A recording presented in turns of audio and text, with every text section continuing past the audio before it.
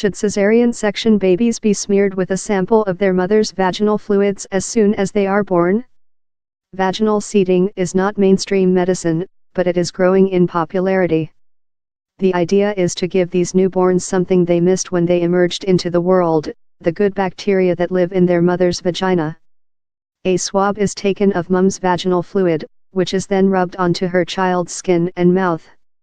The hope is this microbial gift will boost their child's long-term health, particularly by reducing their risk of immune disorders. It is a crucial time.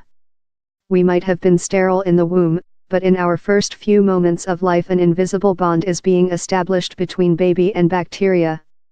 It's a relationship that will last a lifetime, and the first contact is as important as a first date.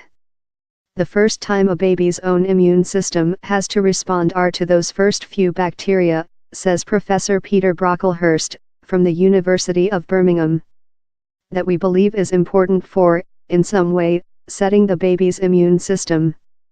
There is a noticeable difference between the microbiomes, the collection of bacteria, viruses, fungi, and archaea, of babies born vaginally and by caesarean section.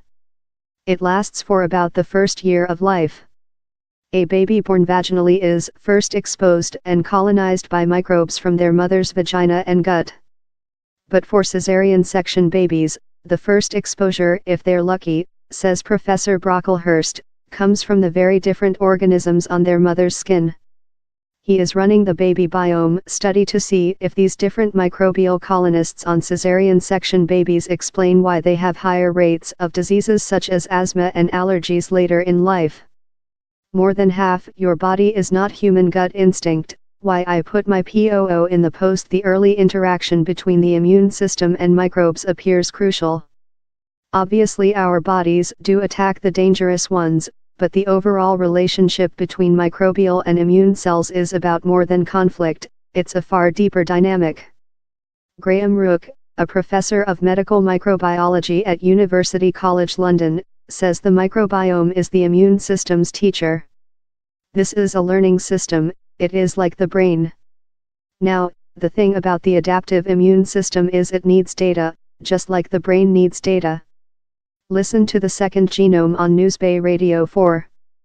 The next episode airs 11 o'clock BST Tuesday, April 17th, repeated 21 o'clock BST Monday, April 23rd, and on the Newsbay iPlayer, and that data is coming from microbes and the chemicals they produce. They provoke a reaction in the immune system that can last a lifetime.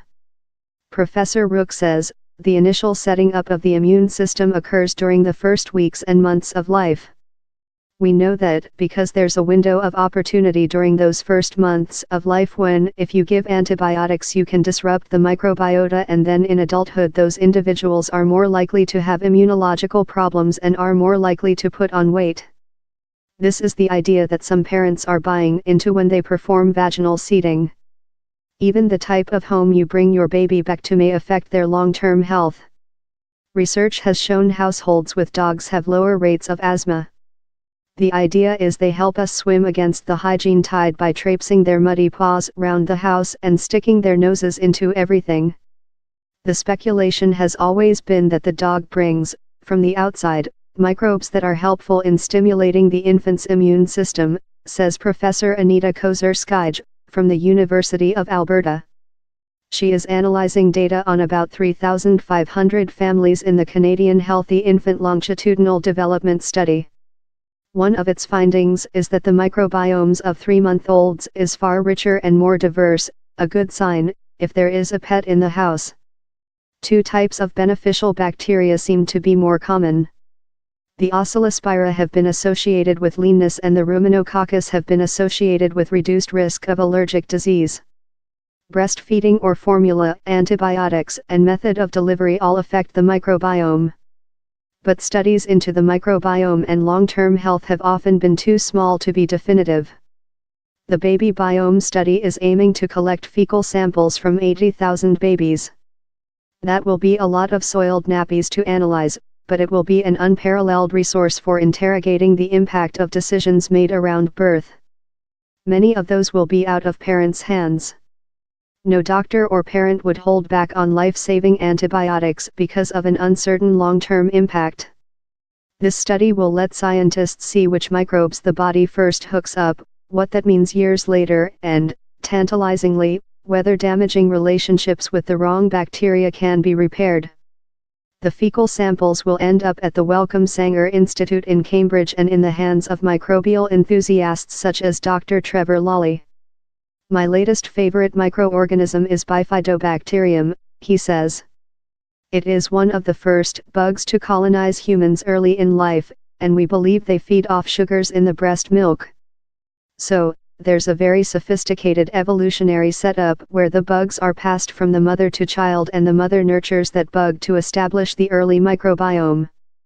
Dr. Lawley's lab will be trying to uncover every microbe that colonizes a newborn and what that means later in life.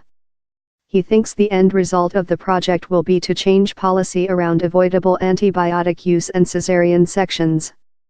Or, alternatively, maybe we could culture the bugs from the mums to purposefully colonize the babies to allow their microbiome to mature and develop properly, in other words, a scientifically controlled version of vaginal seeding. So are some parents just ahead of the game? Professor Brocklehurst says, at the moment some parents believe this hypothesis enough that they are doing their own vaginal seeding. Now, there could be real downsides to that. One concern is dangerous bugs could be transferred. Up to a quarter of women are thought to carry group B strep in their vagina, and exposing babies to this bacterium could be fatal. Professor Brocklehurst says, it's too early to start introducing bacteria artificially into the baby until we've got a good handle on how likely this is to be the mechanism or not. Illustrations, Katie Horwich.